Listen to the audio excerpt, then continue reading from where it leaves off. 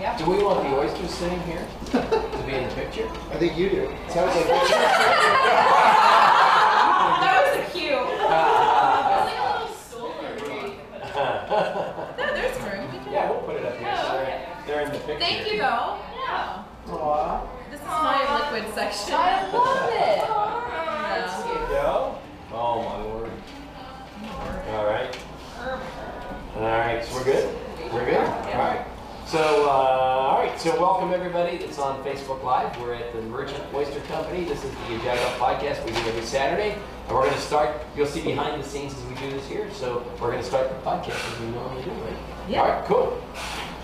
Total Sports Enterprises is known for its high-profile public signings with Franco and Rust, among other Total Sports Enterprises athletes. But TSC also has private signings that result in more unique products available for sale. In fact, Total Sports Enterprises still has pre-sale items for legendary coach Dick LeBeau.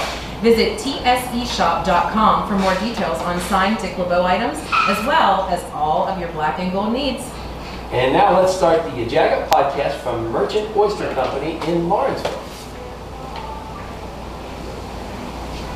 We getting that? No? Okay. I'll put it in post. All right, cool. All right, cool. So this is the Jag Up podcast, and we are coming off of our first porch, right? Right. And you're coming back from the Czech Republic. Right, I'm no longer a correspondent because I didn't like that job. So Rachel, if you listen to last week's compilation, we had to put a little compilation podcast together because we were not together. She was in the Czech Republic getting beer bottles thrown at and fingers thrown at her. And drinking from beer adults, because over of it, 14-year-old hockey games. Well, a 16-year-old, it's still bad. Yeah. So again, we're here at Merchant Oyster Company, and Dennis and Jess have welcomed us here today. We have oysters, we have beer, and we just said before we went on the air, do not come here and ask for a fish sandwich. Yeah, that was a direct call. Yeah. Don't do it. God. Don't do it. But I feel like we must have made a decent impression. Yeah. Because we had them on the podcast before, and they taught us how to properly get them out, shuck them and chuck them and all Suck that, 'em. suck them and all that stuff. So. But and we did well, so I guess they wanted us back. Exactly. So this week's podcast, so first of all, we have a couple of new things. First of all, you can see us every Saturday, Pittsburgh Beautiful Facebook page. And as of last Thursday, the River's Edge, Pittsburgh's internet radio station, has picked up our show, and every Thursday at 10 o'clock, you'll hear the show. Now you hear the show if you subscribe to iTunes, Google Play Music, Stitcher Radio. I always say Stitcher. And iTunes. You can subscribe to it. You get the podcast on Mondays, and then the podcast goes up on yajagup.com on Tuesdays. And speaking of yajagup.com, this is where we normally say what was on the podcast, and you kind of owned it this week. I did. Yeah. I was angry, so you let me spew my anger. It was a platform for my disgust. So I was in the Czech Republic, and I'm sure people are sick of it at this point, but I did not like it. I didn't hold back. There were no qualms about it. I'm American, and it was so ironic that I came home the day before Independence Day because I was super patriotic because I was so over Europe. You kissed the ground even in Philadelphia. The cement in Philadelphia. What was my comment on Facebook? I'm in Philadelphia and I'm happy because it was better than being in the Czech Republic. Prague was. I forget who asked me. Prague was beautiful, but. I'm good. I'd take Pittsburgh, Pennsylvania over anything. Nice. I'm a Yinzer, I guess. I think so. I don't know. Not really. I don't speak that On way. the podcast today, we have David Kaplan, reporter at Channel 4. Now, rumor has it he's extremely funny. That comes from two people that he works with here. He's extremely funny, and I got to talk to him prior to, and he actually talks about what we talk about, how Pittsburghers put S's at the end. We were having that discussion. Nice. He never called Sally Wiggins. So he thought it might be Sally Wiggins, but he didn't test the waters. And he also said something that I loved. He said, Pittsburghers also have an inflection when they're asking questions. I remember you and I have said that too, like, did you want some water? Like, we don't mean to do it, but we do. So I'm anxious to talk to him. Yeah, I'm very self-conscious. And so our other guest is Scott McTaggart, who is part of the Pitchworks podcast, a marketing podcast. And Scott, you have to listen to it. If you have a small business, medium-sized business, you have to listen to it because. And we're going to talk about this because I scheduled him to be on the podcast because he's a consultant, but we can get free counseling because he's a guest on our podcast. This is the part of the podcast where we sucker our guests and we make them agree to things. Like we'll say, oh, so you're coming back. Or we'll say, oh, so you're giving us free stuff, and this time instead, Yeah, we're like, you're we can't doing. figure out marketing all over marketing people, so come on. So It's we been a gotta rough figure it out. week, that's for sure. And the cool thing is, again, thanks to our affiliation with the River's Edge, we put a call out for a musician. We got Jess Klein, and Jess Klein is going to be here playing in between, and we're going to talk to her at the end of the podcast. And Dennis and Jessica again are going to come on. Jess is doing yoga somewhere, which is not what we're doing. On the rooftop. We're drinking beer. Right? So, It's a beautiful day downtown. so that is the podcast. So we're going to come back. We're going to hear Jess play, and for a little bit here, and then we're going to come back. We're going to talk to Scott McTaggart from Pittsburgh's podcast. Her lips never go still. Ring my hands not cracked pale. With her by my side, not to feel. My love grew to take, and the only reason I'm awake is 'cause I miss you. I miss you.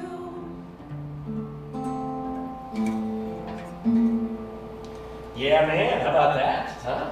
How about that? I was drinking. Jess, did you have oysters before you started that? Wow. I did not. Ah. I had a sip of beer. Yeah, same. There we are. It's past 11. It's a 40 That was really good. Yeah, Not what I very was cool. expecting at all. So we're going to be hearing, that was she's like so tender talking to her, and all of a sudden this powerful voice Wait, comes out. Like, when did that come from? Yeah. So our first guest, Scott McTaggart, who we met at the Pittsburgh Business Show, and he runs a podcast called The Pitchworks, Right. and there'll be links to it in the show notes. But Scott is a marketing person, and the best part is I tried not to pre-interview him, but I was giving them a heads up that, like, we have been through this.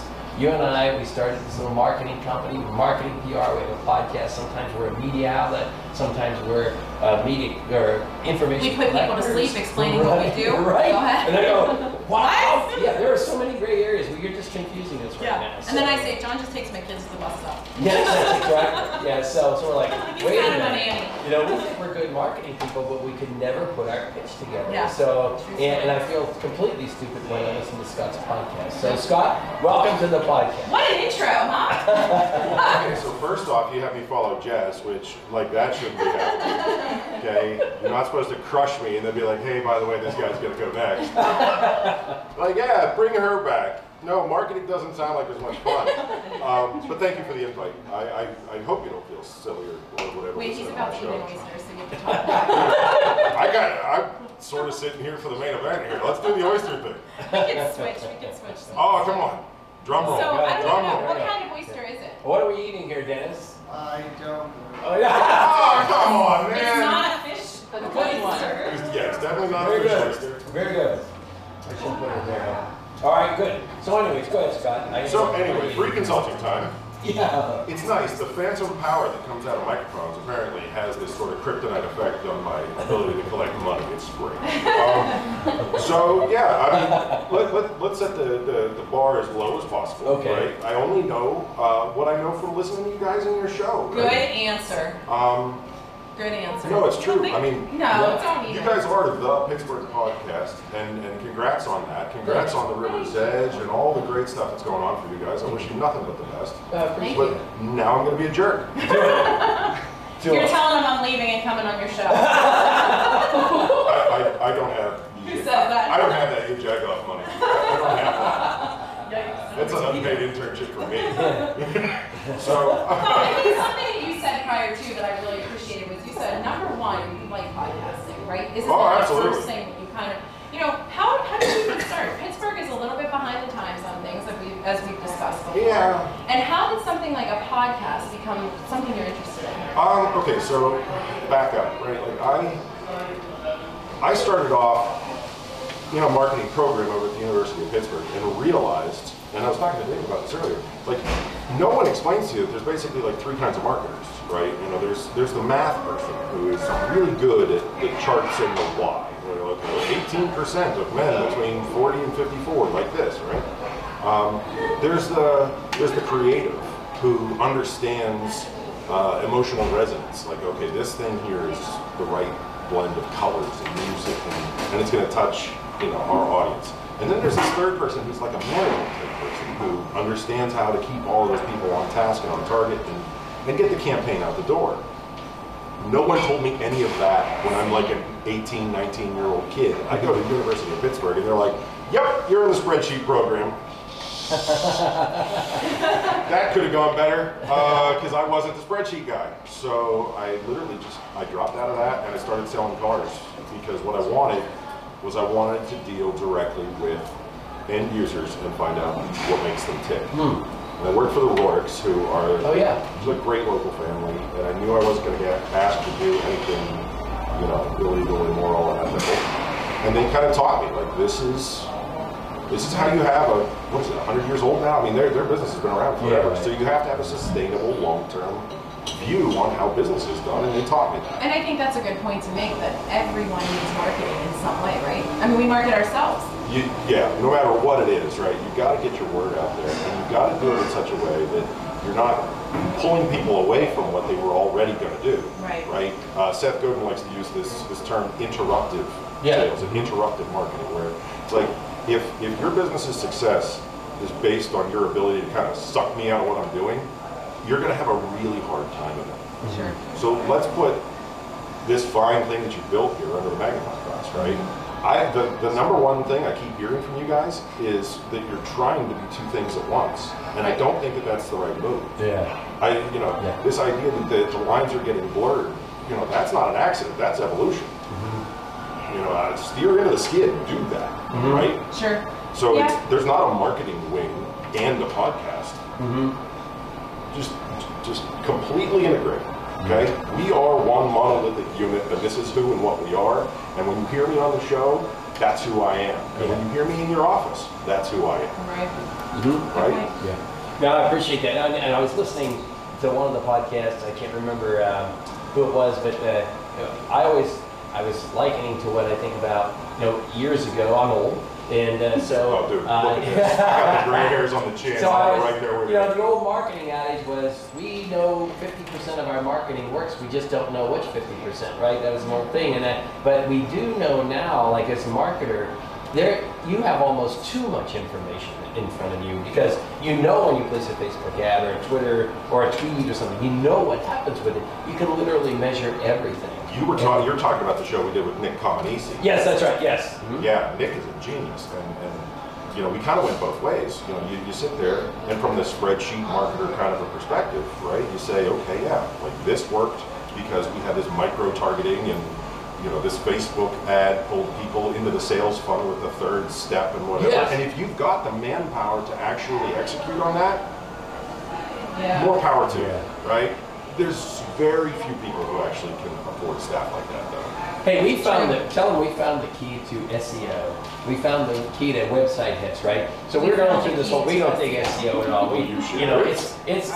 It's snake oil sales, you know, in some ways. But the fact is that we found a consultant that we get on the phone with every week, and every week he says, go to my website and check this out right now during the meeting. So when we go, he gets a hit. And there's 5 people on the phone call, and 5 people are hitting his website that particular hour. I mean, far be it from me to suck the wind out of your sails, but I don't think single hits are probably going to change his trajectory. That's just me talking, and I've been wrong about a lot of stuff before. But you're right, because SEO was not something that we focused on. We were actually fortunate to have had this client, because it gave us another part to marketing that you better understand. Yeah, I mean, you guys have something beautiful here, right? You know, John, you and I were talking before about how everybody else in podcasting wants to be this like micro scalpel, right? Like, you know, oh, I've got the podcast about, you know, left-leaning Smurf dolls, right? Like, I've heard that. Out there on episode 3. and yours is. Have them on. Well, no, because then they inevitably end up, you know, breaking out into an argument with the progressive-leaning Smurf doll. That's It's a completely different problem. It goes viral. Yeah, you know, it gets weird. People start like, you know, putting one finger on the scale for the election. It sucks.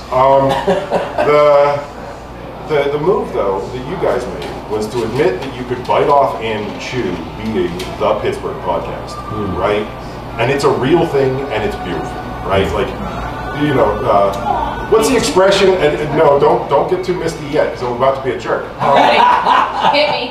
Right? I was a journalist. And I she can cried. take it. I wish I could credit this properly too. It was Pittsburgh is the Kanye West of cities, because nobody loves Kanye like Kanye does. Oh, right? right. Yeah, like Yeah. you want to make friends in Pittsburgh. Just come in and tell somebody that you love Pittsburgh. Yeah. You're like, man, those three rivers are exactly what the doctor ordered. Oh God, if there's one thing I love, it's seasons. Anyway.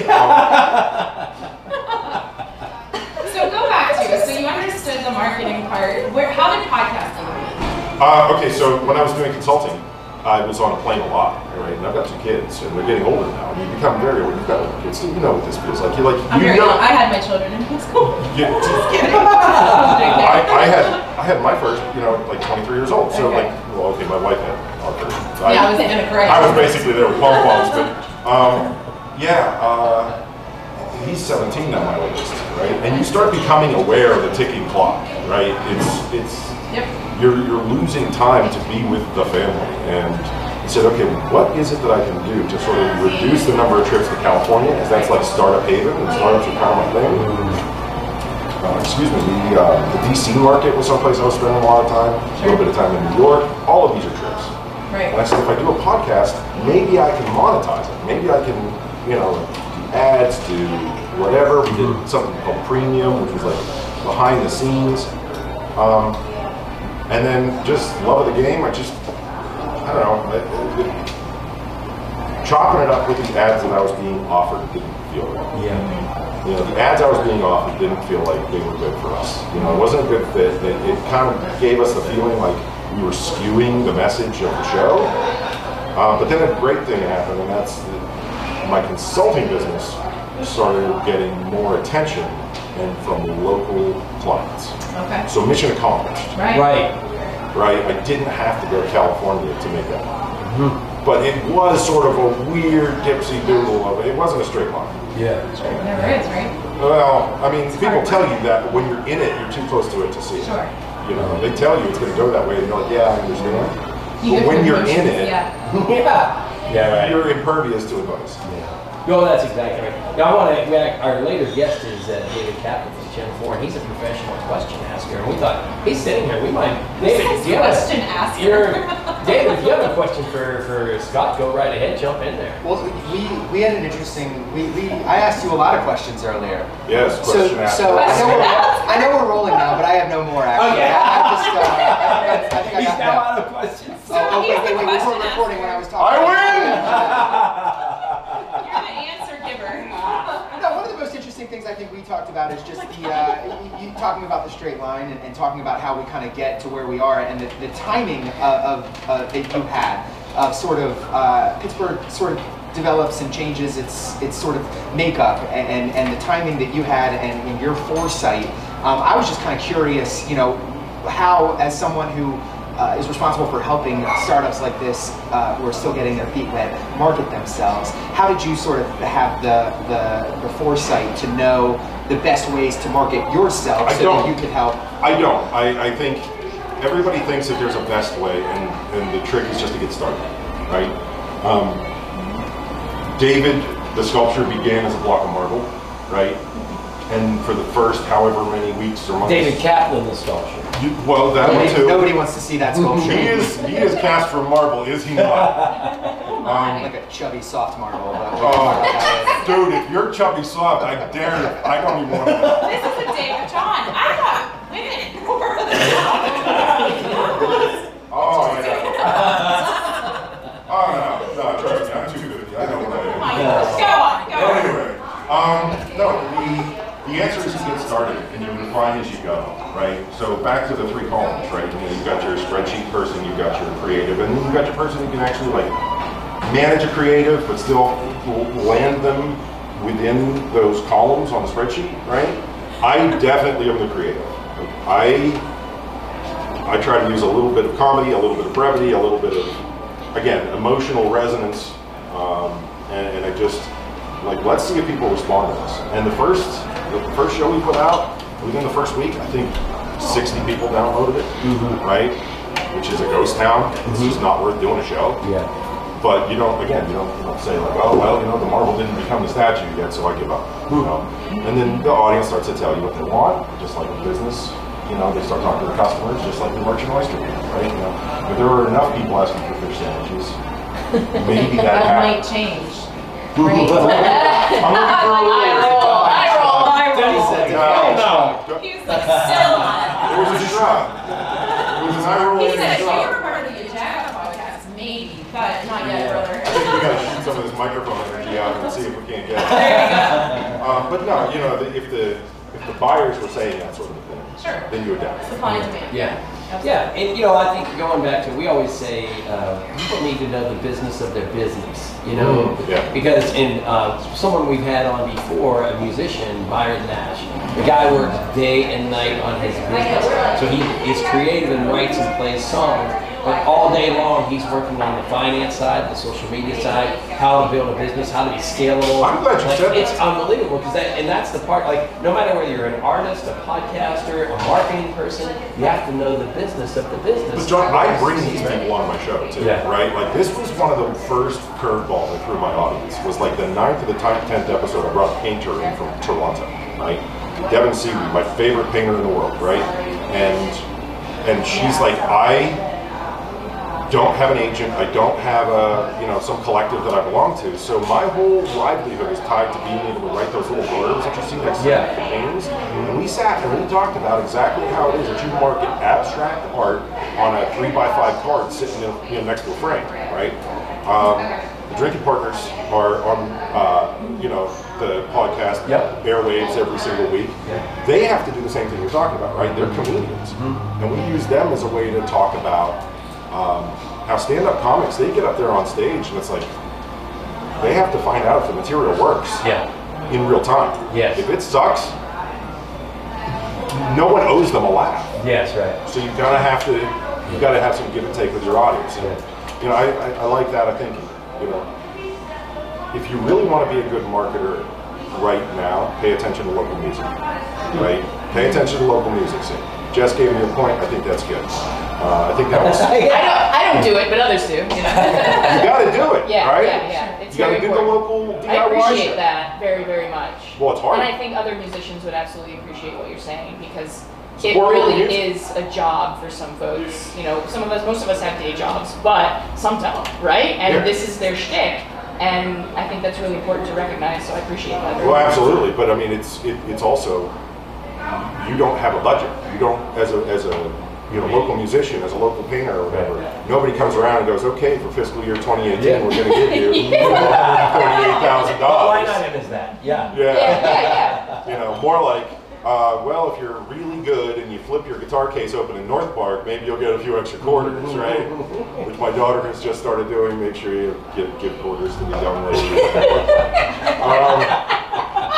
Good segue. Look, I'm a plug machine. I may as well plug the young lady, right? Do it. No, seriously, there's some tremendous things happening in Pittsburgh, right? So- And as a marketer, I watch what they do on social, what they do on creative, what they do on, not necessarily even in established, focused, like structured marketing, but just how do they build buzz? How do they make something? And I keep coming back to this because I think it's key. That emotional tug, that resonance, where people are like, a person like me would do this show. A person like me would buy this record. Yeah, and when we were talking again before the little pre-hangout at the bar here, is that you seem to hit your stride when you took on a partner, and then we were talking about how we did the same thing here. Shout out to Olga Pagoda for real. Yeah, and so Rachel was around, kind of helped us get a sponsor, and kind of was around the podcast. We were friends, and then we worked on a project, and then we brought her in to be the co-host of the podcast. From a business standpoint, we know what each other is good at, and we know what each other does. The talent that I don't have that she has, and we have seen this thing just go through the roof. And people, I'm not making that up. People have told us that. You said you had the same story, right? Absolutely. So Olga Pagoda is my business partner on the consulting side, and for years I was just one man, right? I had bad experiences trying to partner with people. It's just, you need commitment from the other party, and a lot of times you have a different sense of what commitment means. So I have a very sort of weird and obsessive way that I've gotten to the bottom of this now. We literally just sat down and like there were no secrets. She's like, look, how much money did you make last year? Because she had her own consulting firm, I had mine. Like, look, just tell me. Right? What's your biggest fear? Like, what is your greatest ambition? What customer do you still wish you had done something differently? It's almost like a job interview and like Match.com all rolled into one.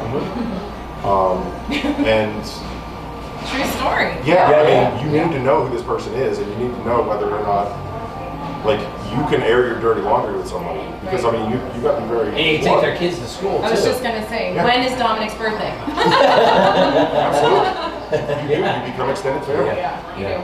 Yeah, for real. No, it's just been... So tell us just a quick summary on the Pitchworks podcast, because I know we have to get to our other guests at some point, but for a summary, why should everybody listen to the Pitchworks? Give them their pitch! Oh, you got a pitch now? Is that how this is? What, do I get a treat when we're done? Come on, man. Why do you like Pittsburgh? Since you were Well, let me tell you.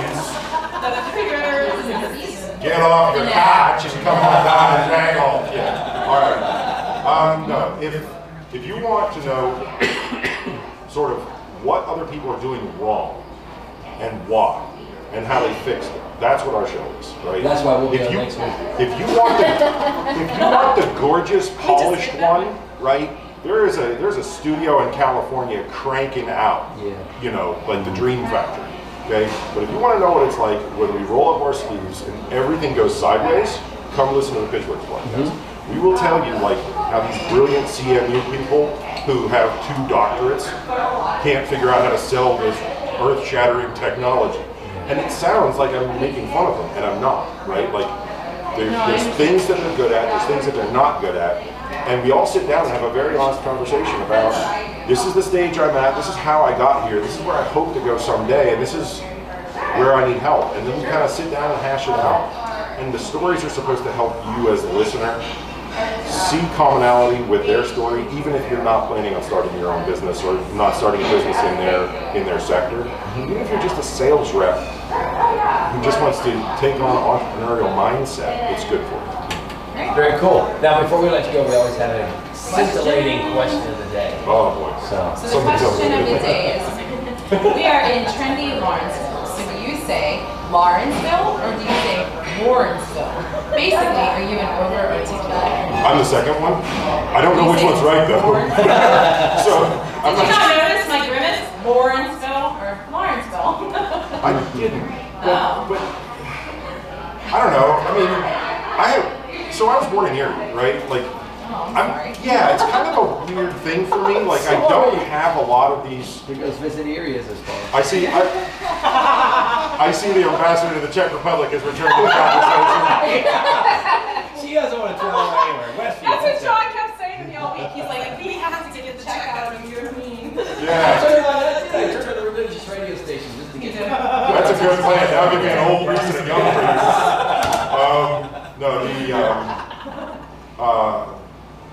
The way that Pittsburghers speak as a word person is really good sometimes. Yeah. Right? Like, I think one of my favorite phrases, and I even used it on Twitter to kind of promote being here today, was like, come neb in on what we're doing over here. Dude, I love neb in like nothing in this world. Like, that's a great phrase. Yeah. Why you always got to neb in on stuff, Dave? I don't understand. I mean, I get it, it's your job. He's number 2 professional. Yeah, you're a professional question answering never is what you is. So that is stop attendance. By the way, we'll make sure that we show you pictures of the food that is out, food and drinks and everything that Dennis and Jess have put out. It's unbelievable here. So make sure, and if you're listening to the podcast, make sure you go to the website on Tuesday and you'll see all the pictures. But Scott, can't tell you what a pleasure it's been to have you. So much. Guys, I really enjoyed Yeah, it. it's totally cool. Thanks. And you know, we found our way by being on another podcast. Remember that? The No Bullshit Marketing Podcast. Yeah. It was one podcast where Dave's great. We have never had a business plan together. We went there and that podcast was You're like throwing it all out, brother. that was like our business plan. We kind of, it all started. Yeah. So No, Dave's for real. He and I actually worked on a couple things in a volunteer capacity together, and I got to see he's the real deal. yeah, cool. Very cool. So you'll find all the links in the show notes for this week's podcast. So if you're listening, you're on the treadmill, don't worry. Go click on it when you're relaxing. Next coming up, we're going to hear Jess, and we're going to have Dave Kaplan from Channel 4.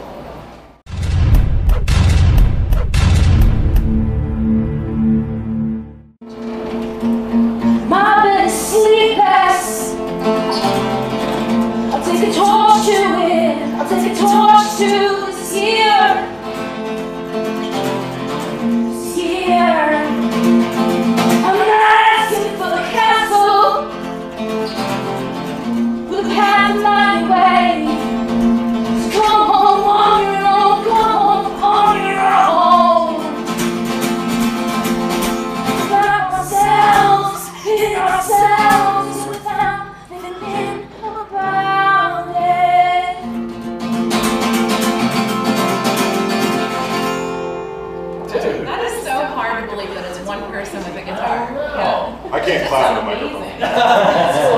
Amazing. By the way, do you have your green on? I don't. No, we will have But our it's green on. so important to mention that we will have our green on. That was a good segue. How about that, yo? Because the Jack Up podcast doesn't want to leave our listeners green with envy as we prepare for the Irish Festival this September at the Riverplex at Sandcastle. Enjoy custom and tradition at its finest while listening to national and local Irish performers, including a visit from international sensations and our favorites at this point, the Screaming Orphans. Yeah, man. You can eat, drinks, you can shop, you can dance, you can do Celtic dancing, all at the Riverplex. Ancient Celtic axe throwing, John. That's crazy. Yeah, That's I didn't even know that was a Yeah. thing. Okay. Well, so maybe we'll have pictures of ourselves up there, but No. I have pictures of people I want to put up there. So, anyways, that'll be June 7th through the 9th at the Riverplex at Sandcastle, September. which we didn't even know. It's September, not June. Did I say- September did I 7th say to the 9th. September? You Oh, said June. September 7th through the 9th at Riverplex Sandcastle. We celebrate the Pittsburgh Irish Festival. Visit PittsburghPGHIrishFest.org for details and ticket information. And the best part, you don't even have to be Irish to go to the festival. You just go That's right. Yeah. and put your green on, right? We love it there. We had our experience last year and we're going back and we're going to podcast from there, right? Exactly. I hope we get to sing with the Screaming Orphans. I know. You should totally come, Jess. Oh, They were fantastic. It was Rachel's first full-time podcast. Yeah, and, all it right. got, September, and I'm just going to say it got nominated. Not For- nominated, yeah. it was a finalist for a Golden Quill Award. Just saying. That's Golden Quill. How about that, yo? All right. Dave so- Catlin. Dave, What up? Dave Catlin, Channel 4. How are you? I'm doing great. I'm a little nervous because of the people who told you I was supposed to be funny. Yeah, and I your think question I don't answer. give up my sources, but I think I know who they are. I'm gonna have a long chat with them. Exactly. Yeah. Bring it up just on, a little on bit. Monday. Yeah, Okay, there you sounds go. good. There you go. I used to have that. Well, No, Ray Pedman has set the standard here, I gotta tell you. Now, Ray's a funny guy. I love that Jackie guy. came on and she was all dolled up and she had a good time with us on one of our porches. Ray, he went toe to toe with the Three Resorts Festival people on why it rains on the Three Resort, and he told them it doesn't. It rains every year at that time. Yeah, he said, welcome to Pittsburgh in June. That's just how Ray rolls. He's one of those meteorologists I'm convinced controls the weather, He but does. he He's a doesn't great just guy, predict too. it exactly. He was actually at our 100th episode. He was. It was a fun time. Yeah. Cool. He's a good guy. That's why we like TAE. So I'll be honest, I love me some Aaron, right, from WPXI. I love me some Aaron from But WPXI also. TAE and KDK are my two favorites because PXI peeps are not very friendly other than Aaron. Oh, It's what I have a lot of Yes, go I have a lot of very good friends that work there. Okay, so tell the Czech I Republic promise Grace they're to get super out. friendly. Yeah. It's like an exorcism that happens. I just start suing. If you're going to start a beef, I need to go. When I came to Pittsburgh, one of the great things about Pittsburgh is it's a really competitive TV market. So Yes. we all really push each other. We try to get the best version of the story. So as such, I when I came, I was 25 and wasn't sure I was good enough to be here, and was really kind of intimidated by people who worked at the other stations. Well, thinking it might be like Anchorman, like in real life. The streets might run red with David Kaplan's blood. I didn't want to be that guy. But everybody, we all get along. We all play pretty nicely. So still competitive. That's funny but, because that was actually one of my questions. Is what is that like? Yeah. You're all kind of showing up for the story, and really you're just there for the common. Look, a lot of times we travel in packs in a way, so we all kind of go to the same stories. We're trying to talk to the same people. So I always say I work with incredible people at WTAE. There's no doubt about it. I love it. I love it there. They're great, and I'm not just saying that. But I learned as much about reporting in this market from people who work at KDK and WPXI. Hey, we should go over here. Here's where the police station is, or here's the good person to talk to. So it's all pretty cordial because we're all out there kind of telling the same story. We're just trying to tell it in the best way possible. That's the sort of competitive element of it. So What's the onboarding like when you come to a town like this? So I used to do PIO stuff for a medical helicopter company, and I'd have to try to educate them as to what the words are, and that people don't really run the ambulances and things like that, or they don't rush anybody to the hospital. But what's the onboarding? Because I will tell you, I just listened to a radio traffic, and you could tell the person was new because they said there's a traffic backup at North Versailles. And I'm like, no, it isn't. But what's the onboarding like when you come in? Like? 2 relevant onboarding stories. Okay. First of all, it's like fire and then throw you into it. There's definitely that. So my first day on the job in Pittsburgh, I'm like, they're like, come at 10 o'clock, and I'm like, okay, 8:30. So I walk in and I'm just like sitting there, just like waiting. I'm like, let's do this. Like, let's get the HR stuff out of the way and get me out there. Okay, so we get the HR stuff out of the way at like noon. So I sat there and was just waiting. And eventually the boss, he was the assistant news director at the time, Jim, comes over and he goes, it's my first day. I don't know a lot about the geography of Pittsburgh. He goes, do you have your earpiece? And like my that we put into our ear for TV purposes. And my heart started racing so fast. I'm like, oh my God, they're gonna put me on TV on my first day. I hope I'm ready. So long story short, they send me up to Beaver Falls for a fire at an abandoned building. But like, it's my first time like showcasing like what I can do or like, trying to whatever. So it's an abandoned building and it was a very small fire. But dang if I didn't interview like 35 people and like get like the whole kit and caboodle together for them to like whatever. So I call back and I say, hey, I got this, I got this, I got this. It's an abandoned building. It used to be a warehouse. They're trying to refurbish it. And they go, all right, 20 seconds in the 5:30, just write that up. And I'm like, damn it.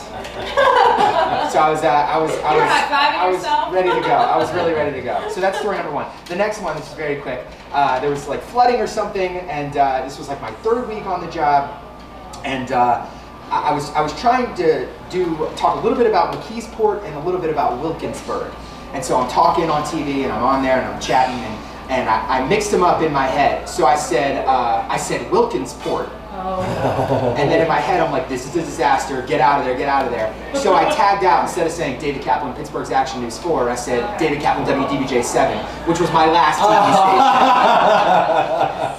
I love it. So that's at like 6:30 in the morning. I email the boss immediately. I'm like, I'm sorry, I said the wrong TV station. You guys don't worry. I was afraid of Exactly. Fortunately, people still watch WTA. And obviously, you're not from Pittsburgh. You're from Roanoke? Roanoke, Virginia. Born and raised there. So I grew up there. Great little upbringing. If you don't know, Roanoke's like due south of Pittsburgh. So it's in the southwest corner of the state. So whenever I say Southwest Virginia, people are like, oh, I've never been to the southern part of West Virginia. The good news is she's never visited there. She hates nobody there. I like it. It's beautiful. I totally recommend it. My dad was born and raised there. It's great. Alright, so your dad was born and raised there. He's the man. He's the man. God bless him.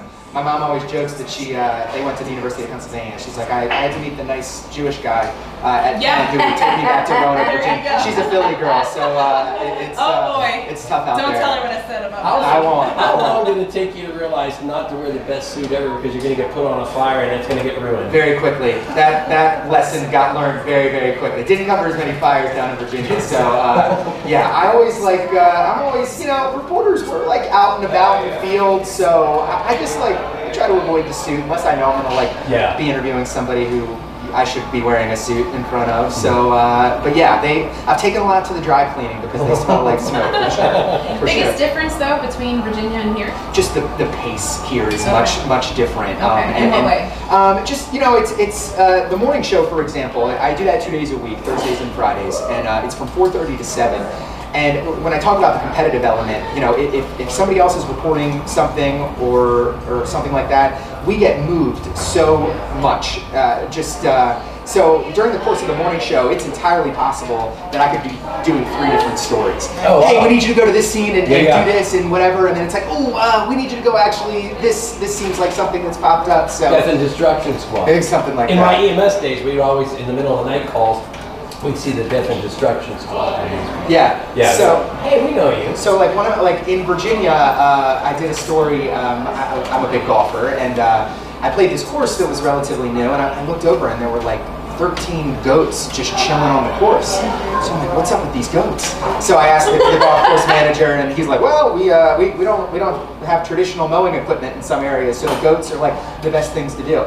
So down in Virginia, a little bit slower pace, I got to do 10 stories on those goats, and it was awesome. How about that? But up here, did you wear a suit for that? I did not wear a suit for that one. I did not wear a suit for that one. Weren't we supposed to interview some type of animal? Like somebody dressed up. Oh, Was it a goat? yeah, it wasn't a goat. Zebra. The zebra. Little different, Yeah, right. We were supposed to interview a zebra at the zoo. They turned us down. Yeah. They were like, We didn't have the quality. It's not always as black and white with the zebras, is it? No. Yeah. But Thank you. I'll be here for So, you are funny. She had some questions about your favorite story, but I want to switch that up.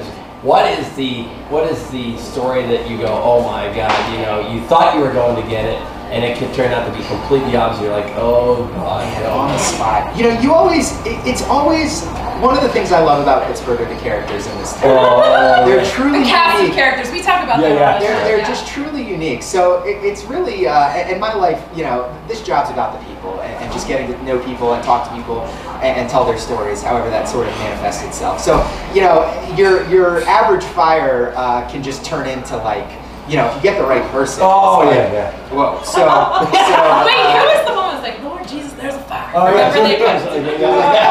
There was the gentleman in Wilkinsburg a couple weeks ago that we interviewed who he said he was cooking McDonald's French fries, and he expounded pretty heavily about that. So that turns your average fire into something really great. So the one we always joke about is. I was in McKeesport covering a fire last November. Rosie Bernard was the name of the woman, and she got displaced from her home, and we were there when she was kind of coming back to like grab a couple of her things. It was on Thanksgiving, whatever. And needless to say, Rosie Bernard was a big WTAE fan. Jeez. DV Raw. My boss is listening. I'm sorry. No, DVJ. And I tried to be like, I was trying to like ask her questions like, hey, what was it like for you? Whatever. But she's like, David Kaplan, you are my favorite reporter. I love you. And I'm like, oh, like, thank you so much. Like, are you okay? Like, is everything? She goes, you're so clear to understand. That's why we love you so much. And I like couldn't get a soundbite out of her. She eventually did it. She's like, let's selfie this thing. So, needless to say, any story can be a great story when you interview people like Rosie Bernard. Well, that's what John. You know, in case you don't know, John is kind of like a news hound, and he scours, you know, all of the websites from all 3 news stations to find out like who did the craziest thing, and that's what we write our blogs about. You know? So we've certainly done our share of finding people like that. Exactly. We appreciate it. You know, and it just amazes me, you know, like there's one guy on the blog from years ago. He was caught burglarizing something, right? And he was, you know, brought to the justice of peace, taken home. You know, he's basically going to wait for arraignment. He's at home. So the news says, can we come down and interview you? And he, of course, says yes. So they're interviewing him at his house. Now, it's not like he didn't know that the news was coming. Right. And the dude's like 250 pounds and no shirt on. No shirt. Like, you didn't know the news was coming, right?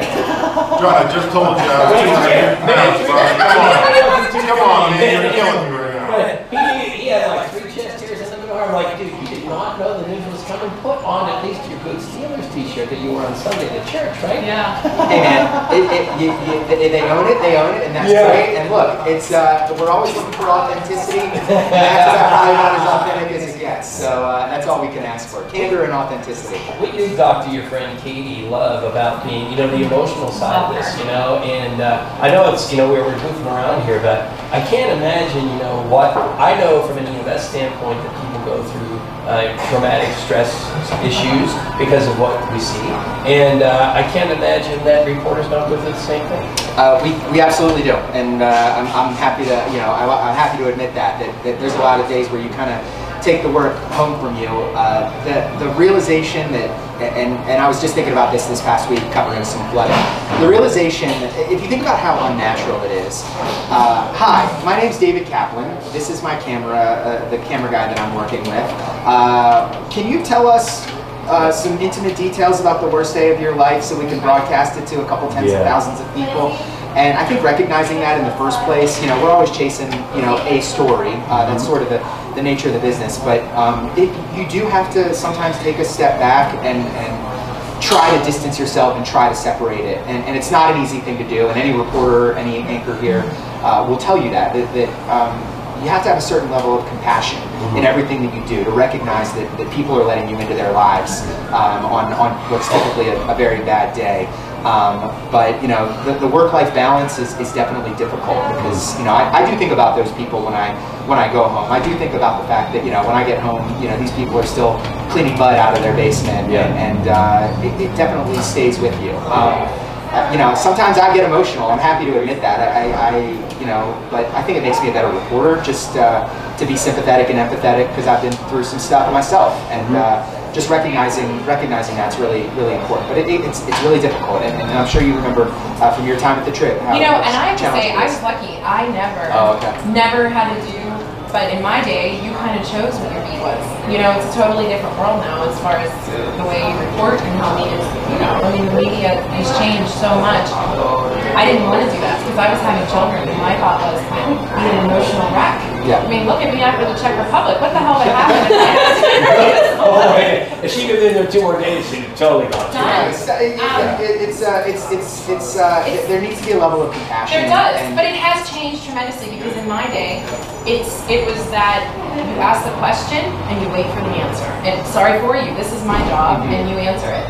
Whereas you're right, I do definitely see a difference in the sense that people are more compassionate and there's more relatability. And that's what it's important. And we put ourselves out there a lot. Just we're on TV, but you know, social media, you know, tweeting stuff and posting stuff on Instagram. You know, it's to humanize the media is really important. I think. It is. We're people too. And I think that's why you're the local celebrities, because they see. But it's the truth. We deal with that all the time, and they see you in a way. We let David ask you a question. You're the question asker now. Come on. I'm nervous. I'm worried mine was too hard. I'm going to burn on your junk for a minute if it's all right. No, I actually, as you're sitting there talking about it, I'm thinking about, you know, sort of the career management aspect of it, right? Because if you're not compassionate, if you're not the person who sort of identifies with and sympathizes with the person you're talking to, that goes viral in a hurry. I can't remember any specific cases, but I'm sure there's somebody out there right now who got made famous by the internet for being too callous with somebody who had just lost it. Great. And look, when I go out there, you know, I'm trying to take it too seriously, but you know, if it's a public official or an elected official, I would expect as someone in media that they, you know, the people put them in office, people have a right to hear from that person. So they should be, you know, accepting interviews when, you know, we hopefully, not they should be, but more often than not. You're like, sorry, Mayor Peduto. Yeah, but whenever somebody says to me, I'm sorry, I just don't want to talk to you right now. I never give, you know, I always say I totally understand, and it's that's the type of, like, you know, you just gotta, you know, these are people's lives that we're recording on. So that's what I should say when Rachel says that every morning. I call her, hey, we get together about work, I don't want to talk to you. Exactly. But it's interesting because reporters have to think about where's their career going in that regard. And if you're like Rosie Bernard, you know, like she loves you. You're a brand to her, right? Your brand is very important to her because she feels like you tell it the way it is, and that she understands it, and that you don't have an agenda, and that you ask the questions she wants asked. So you kind of have to juggle these two. You've got to give the station what it wants, but also make sure that you don't ever hurt your own future chances. We make so many judgment calls when we're out in the field. It's just like when you really think about the amount of trust they put in a photographer and a reporter when we go out in the field, how we're going to handle something, who we're going to call, what we're going to do, how we're going to, you know, tactfully knock on the door if that's the thing. You know, just how we're going to handle stuff like that. It's really, you know, there's just a lot of judgment calls, and that's why you see so many journalists, you know, these ethical kind of quandaries pop up a lot, especially nowadays. You know, did they handle that the right way? Fortunately, I went to a great school for journalism, and I feel like I'm really well prepared, and, you know, I'm entering kind of the 7th year of my career now, so it's like, you know, you learn these lessons, but that's why, you know, the media in Pittsburgh really is a gem, and I mean that, and I truly believe that. All right, so she has a question today. I have one question for you. What's the one thing that the truck or the vehicle, the news vehicle, never leaves when you're in it?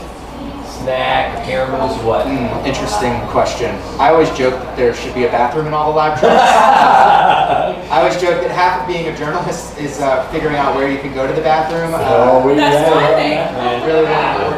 The most important thing, besides the camera, obviously, is we're so mobile on the go these days. We call them coffee cup. They're inverters.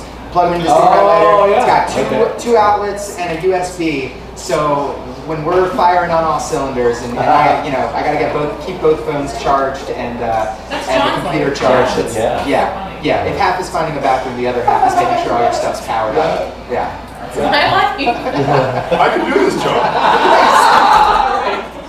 Okay, so this is the hard-hitting question. We're in trendy Lawrenceville. So do you say Lawrenceville or do you say Lawrenceville? But you're not from Pittsburgh. I mean, he's at least here. Not from Pittsburgh. I feel like it would vary depending on the sentence, so I'm not really sure. I'm going down to Lawrenceville. I would say, so I guess Lawrence. Lawrence. Yeah. If I'm eating at a really nice restaurant here, I'd say Lawrenceville, definitely. Lawrenceville. I got you. Lawrenceville. Well, we certainly appreciate you being on, and that was the right answer. So, you're lucky, brother. Absolutely. Thank you for having me. I really appreciate it. But we actually have kind of the king and queen of Lawrenceville coming on next. We have the owners, Jess and Dennis, but before that, we're going to listen to the other Jess. Lies down, I was known she was silly love. Born in the night time, there's no match for us. And you changed my day, you changed my world. With your brown eyes, my blue skies, the only outcome.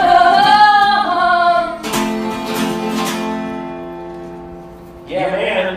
How about that? What a podcast It's so like far. effortless. Yeah. Right? Yeah. Is that what I sound like? Or? Yeah. It's like, oh, I didn't do you justice. Yeah, sorry. So we're going to give Jess a microphone. We're going to bring the other Jess. We're going to bring Dennis in. Now they've laid out some unbelievable food and drinks here. So make sure you come down to Merchant Oyster. I think they even have a new brunch or something we're going to talk about here. But as they come on in here.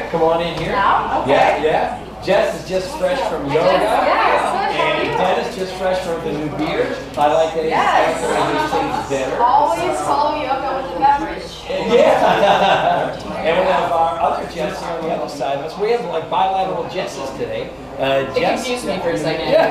I'm not doing yoga.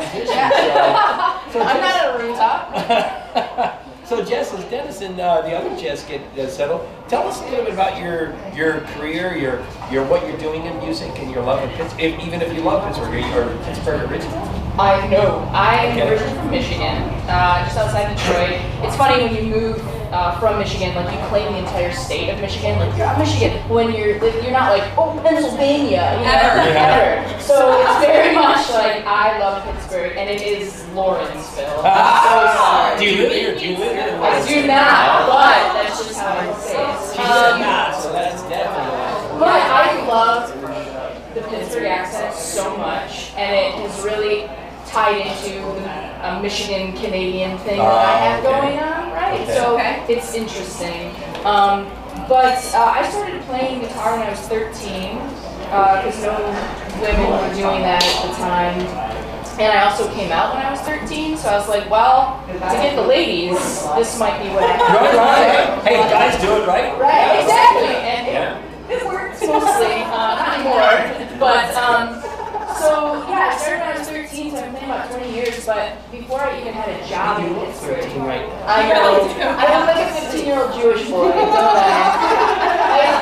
My family would be so proud. So proud. It's true. It's fine. It's not true. It's fine. So when I moved here, originally I didn't have a job yet. So I found the music scene before I found anything. I went to an open mic, and that like changed the trajectory of my life in Pittsburgh. Wow. And that has been where, it's kind of settled in. Wow. And we talked a little bit off air Yeah. about how you embraced Pittsburgh, obviously. You Very much. I I've been Texas here, yes. Verbiage, yeah. But what about the music scene did you like? Because we were talking to you about how the last few podcasts has been in discussion around the fact that there's a resurgence here with local music. Do you see that, or did you feel that there was always a welcoming arm to the fact that music was always vibrant? Yeah, I think that's a great question because I think I missed out on a lot of that like downtime. Okay. And so for me, the music scene here has always been it, right? And so I've always felt welcomed. I've always felt supported. I feel as a queer woman, I found my way here, which is interesting because that doesn't always happen. But I feel very supported and loved here. And the one story, there's a million stories about the music scene here, but back in November, I had surgery on my foot and I didn't walk for 3 months. And the music folks and my friends here just freaking came together. They're like, we're gonna, the band I'm in, kind of stopped playing for a second. We're like, we're gonna wait for you to heal, right? We're gonna cart you to band practice. We're gonna take you to these open mics after the new year. Like, it was insane. Now, see, that sounds very Pittsburgh. And that's very Michigan too, to just be kind and, generous. And so the music to me here is more than just the music. It's the people, it's the community, it's when folks come together to rally around things, and also the amount of like women and queer folks that I experience in the music scene here has been really important to me. It's interesting to me as a Pittsburgher, a long-time Pittsburgher, to know how parochial and backward we are, that you find acceptance in here. Yep. So I find that very, absolutely, very. yeah. I'm kind of a proud Pittsburgher at that point to know that that's the case because. Absolutely. I mean, we tell stories all the time about, my parents or whatever. They just, they lived in a different age and they still think they're living in that age right now. And you're like, please don't say anything here at the restaurant, Mom. Please don't say it. But it's so nice to know that Pittsburghers were accepted. Absolutely.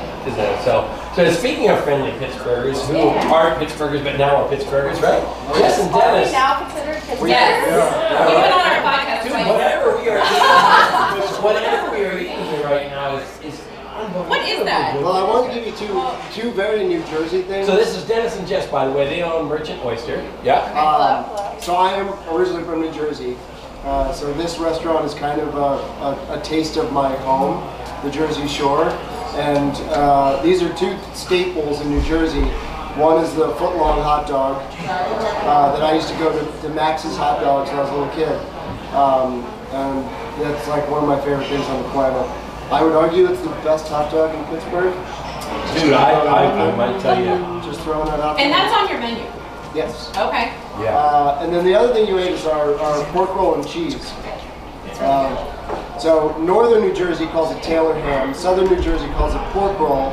I am from central New Jersey, which people from northern New Jersey and southern New Jersey claim doesn't exist. But the new mayor just did. The new mayor, the new governor just actually said to central New Jersey in a speech and caused quite an uproar in New Jersey. Oh, wow. So quite enough where Stephen Colbert had to get involved.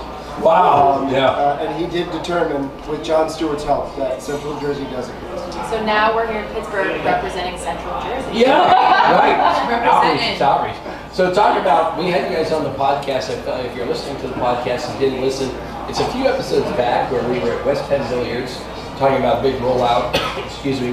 Just a couple months, right? You guys brought down some oysters and everybody can talk about how Your oysters are now submerged in water. Seriously. I know we didn't eat them fast enough, but you guys came here with experience in oysters and brought this talent to Pittsburgh, and we'll talk also that not just here in Lawrenceville downtown as well. Talk about bringing the oyster experience to Pittsburgh, the real oyster experience. Yeah, I grew up on like I said, on the Jersey Shore. My sisters live in New Hampshire and Maine, so I just grew up with this experience. I lived in D.C. right on the Chesapeake, so growing up with oyster bars, I wanted to bring that to Pittsburgh and teach people where to get good oysters, what flavor profiles to look for, which we kind of talked about last time. Some new varieties that they hadn't seen, and then I wanted to give people that vacation experience, and it's great. Like you're here right now. It's like what? It's vacation week, right? It is, right? Yeah. And I want people to feel like they're on vacation. Yeah. If you can't get out of Pittsburgh, you either come to Merchant Oyster Company or you go to Or the Whale. Either place, you're going to feel like you're on vacation. I say this is like that little, beach shack Yeah. that you hang out at. I feel like we're 3 blocks away from the beach. We just dropped off our little bikes or our rafts outside, and there's a bunch of sand outside. And then downtown North Whale, I say it's kind of like if you had a really rich friend that had a beach house. There you go. But it is true because Elena, who's helping us obviously with social media today, said, I couldn't wait to come to this place because we've heard this is the place to come see. Yes. You know, so, and she lives in Butler, so listen, Nice. that's something to be said. Oh, sorry, I'm sorry, cranberry. So come on, Rachel. Are you in Butler County though? Yeah. Okay, so you're in a different county. Wow. But nonetheless, it's that place to be. So how is Pittsburgh embracing it here? I mean, especially in a little place like Lawrenceville, which is not. And it's so competitive as well. Yeah. It is. It's a very competitive town or area, neighborhood. Sure. You can tell I'm from New Jersey. I say town. That's okay. Yeah. Pittsburgh's worse. Well, yeah. Wait till I say water. We expected a lot of I don't know. A lot of people think of it, Lawrenceville. Lawrenceville. Yes, not Lawrence. Or Larryville. Sorry. It's called Larryville. There you go. They think of it as a place where the hipsters are living, and a lot of the young industry folk is now turning around a little bit. It's changing. We've been here in Lawrenceville living for 5 years in 2 different locations. But we expected it to be a lot of younger crowd. It turns out a lot of older crowd are coming as well. It's a big mix of people. Okay. So being that place for everybody has been really refreshing to see because we really didn't know what to expect when we opened. We didn't want to be that gentrified spot in Lawrenceville that was turning the city into A fad. Right. Sure. But we've had tables outside where there's a bottle of vodka champagne on one table, and the next table is a bunch of construction workers with a pitcher and they're dancing. Yeah. Love it. And like to have that juxtaposition of people sitting next to each other and just hanging out and having a good time, it's great. Yeah. So it's really, I think it's connecting. Right. It's new. It's something that people haven't heard. I wouldn't say trend because it's something that people want. So it's not a trend that, again, is a fad that's going to go away. But how are they accepting? Because sometimes Pittsburgh is kind of like, well, you're not a... Keep talking, we need a hot dog. It's not a hot dog place. It's not a hamburger place. It's not a cafe. It's oysters. And that's so niche. So are they wanting to come in and know about that? Or do they just kind of want to come in and see it? I think we get a lot of people want to come in and just see it. I think we get a lot of people that know what they're looking for.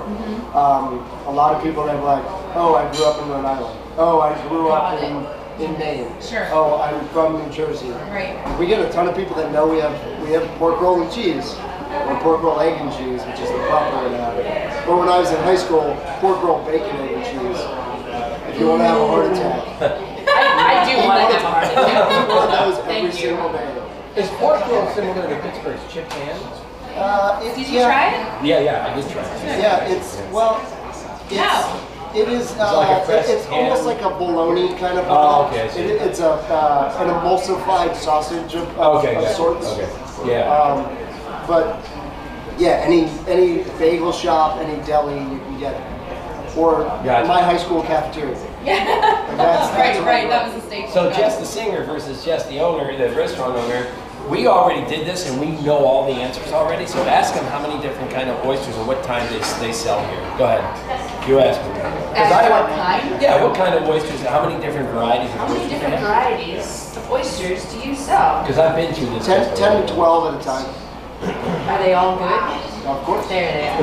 And this is the place also where we get a lot of first timers for people eating oysters. I was one of those people. Awesome. A couple months Welcome. ago, yes. A couple minutes ago? Months. Oh, months. Wow. I would have documented that and told you and made a big deal about it. But even going a little bit further, depending on where people had their first oyster experience, they either don't like them and it's that fact of convincing them to try it again. How do you do that? So let's start there. How do you convince them? What about somebody who comes in and we says, don't convince them. Okay. They're usually with someone that Who's wants to saying, convince Yes, them. that always helps. How many drinks? I've done it before where I bring out a free oyster and I'm like, it's small, it's great, you can sit it out if you don't like it, and they're like, okay, I have to do it. Like I stand there watching over them until I do it. Yeah. And they usually do it and they like it. And you watched my daughter last time. I was just gonna say. Yeah.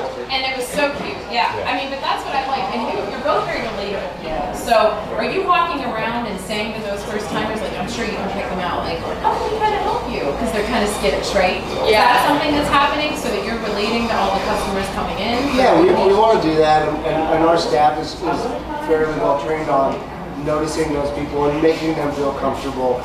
We get a ton of people that come in here that don't eat oysters. They just want fish sandwich. No, they come in here just for the hot dog, or just for our hamburger, or just for the pork roll, or just for chowder. We get it. Especially during the day. We have 4 different kinds of chowder. We get a million people that come in here, just get a bowl of chowder to go. And take it back to the And in office. the summer too, surprisingly, a lot of people are eating chowder, so it's great. Yeah. And is this also, just so for people who don't know, is this a breakfast, lunch, dinner thing, or is this like lunch, dinner? Because really, is there a breakfasty feel, or is this more, for the crowd of people who are working in Lawrenceville and they're coming in to kind of try it? We open at 11. Okay. Lunch and dinner. Lunch and dinner. Yeah. And we're opening our brunch. Which will still be 11. It'll still be 11. Yes. But on the weekends we'll do, a lobster scramble and That's what we Oh, that sounds great. Wow. Okay. pork roll hash with a fried egg on it, stuff like that. Cool. Well, we can't tell everybody where they find you, not just on the internet, but tell everybody where we are in Lawrenceville, 41st. Second. 42nd. Almost the 42nd. Yeah, right. It's 4129 Butler Street. Yeah. Cool. Right on the corner. It's so, I love it. Right It's at so the cool. corner, we have outdoor seating. I love the dogs. Yeah, dog friendly. Yeah, very cool. We got some other fun stuff coming up. We're gonna do what we're calling a crab walk, because it's gonna be on the sidewalk, where it's just gonna be like a New England style crab boil, where we're just gonna dump stuff on the tables. That's We gonna need be to come fun. cover that. Yeah. Love that. Yeah. We're gonna do it once a month. Have people been saying that's something that they want? I mean, is that... We want it. You want it. Yeah. Nice. No, we've also had a couple close friends come to us and be like, you need to do this. And we're like, okay. And they're like, you need to do this. We're like, Because okay, we'll do it. Right? I mean, I don't see it anywhere else. I mean, Pittsburgh has traditional, seafood places, but other than that, this is really niche. Yeah, I think that's the part that's missing this town. There's so many boats out. People love the rivers. People love spending time on the water, but we don't fish and crab here. So having that missing element, I think having that here in Pittsburgh and providing that is fun. And we get it local. We get it from the East Coast. So it's still local enough, even though we're landlocked, but it happens. This is very Disney-esque. It's just like you walk into this place and you're at the beach. Yeah. That's kind of what it feels like. And that's And I was what it is. expecting so nautical, and it's nautical, but it's current. I love it. Very welcoming. And Jess, our singer and musician, tell everybody where they find you on the internet. You can go to Facebook. I have it's Jada Klein Music is my page. You can find me on Instagram. You just friend me on Facebook at Just Klein. Cool. There's a picture of me and my dog hanging out. Nice. So she will not do well out here, but I appreciate the invite for the dogs.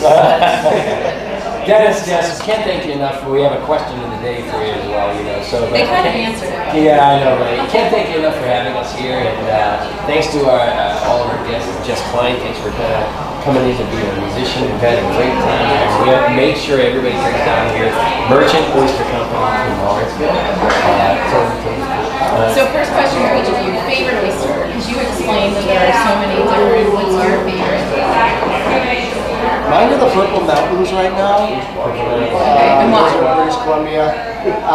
Salty briny, but it's got like a nice melon cucumber finish. Really? Yeah. Do you do something to them for that? It's just the natural taste. It's all. We talked about this. We did, but I did, but I'm prompting for new listeners. It's all the water that they're in, and the planktons and stuff that they feed on. Okay. It's basically how they get their flavor from. Okay, and you say Lawrenceville or Lawrenceville?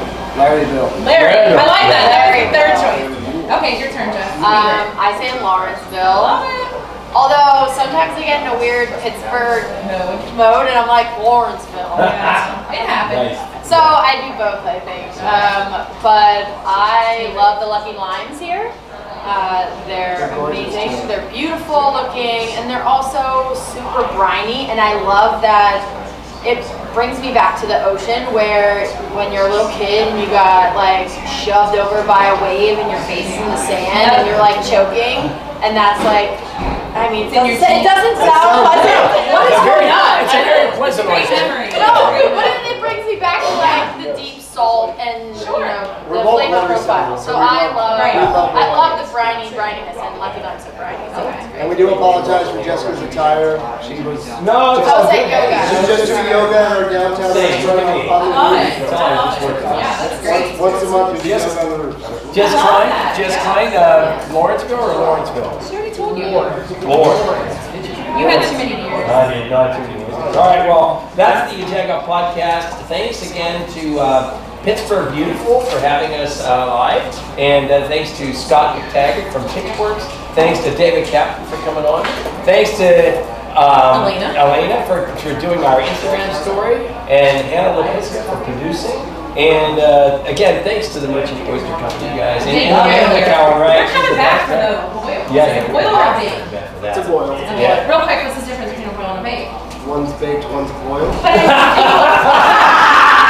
Well, you think So, my understanding is sometimes on bakes they boil first, correct? They do. See? People Get it misuse. It's one of those things where people just misuse the word. Just misuse. Okay, Gotcha. understood. And a special You don't thanks. lunch Czech Republic, right? No, you don't. Oh, it's here. Total Sports Enterprises, thanks to them. They are known for their high-profile public signings with Franco and Brian Rust, among other Total Sports Enterprises athletes. But TSC also has private signings that result in more unique products available for sale. In fact, Total Sports Enterprises still has pre-sale items for legendary coach Dick LeBeau.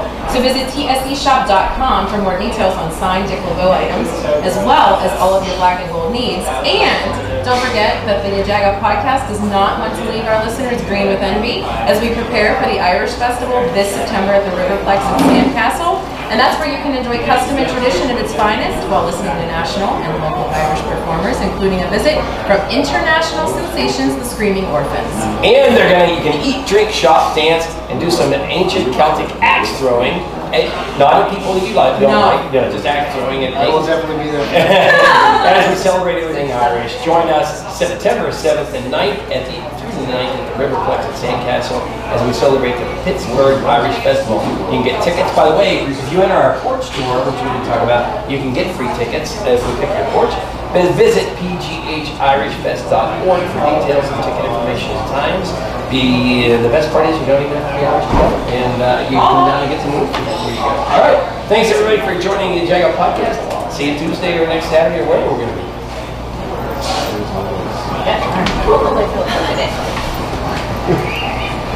Have you ever wrapped your arms around empty space? And who can contain a little flame? Have you ever wrapped your arms around empty space? And who can